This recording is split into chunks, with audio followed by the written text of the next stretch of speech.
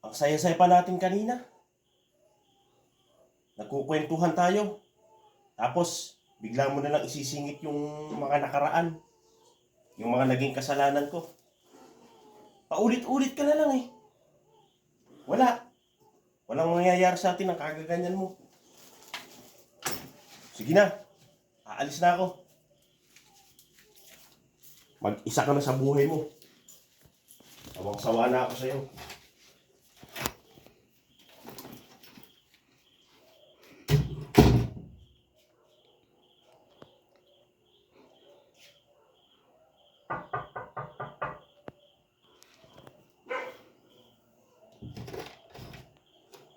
O, ba't kala ko ba aalis ka na?